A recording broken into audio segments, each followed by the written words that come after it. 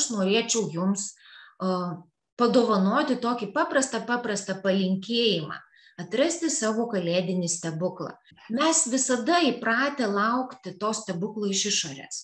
Kažkaip ateina kalėdos, ar ne, stebuklų naktis, mes laukiam ir tų naujųjų metų ir tikimės, kad kažkas mūsų gyvenime pasikeis. Tai norėdama palinkėti kalėdų stebuklo, aš noriu palinkėti ieškoti jo viduj.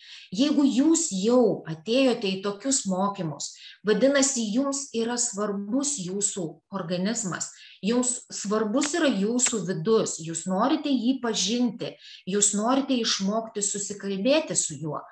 Tai va tas vidinis stebuklas, tai yra ta šiluma, kurią turite jūs viduj. Kai mes mokėmės arba dar mokysimės apie tai, kad ugnies elementas, tai yra tas šilumos kaupimas, kad vasarą, kada šilta, mes tą šilumą kaupiam būtent tokiam laikotarpiui kaip dabar, kada ateina šaltis, kada ateina tamsa, ir tai, kiek jūs sugebate savo sukauptą šilumą padalinti kitiems, tai tiek jūs ir esate tas stebuklas. Ir kitą kartą, kai lauksite kalėdų dovanų po egle, jūs gal nueikite geriau, pasižiūrėkite į veidrodį ir pamatysite tą tikrąjį stebuklą, kurį iš tikrųjų gyvenimas padovanojo šitam pasauliui, šitai visatai, šitiem visiems artimiesiems.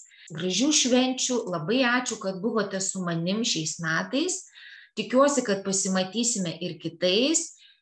Stenkitės mylėti save ir jeigu jums bus gerai, tai bus gerai ir jūs supantiems žmonėms.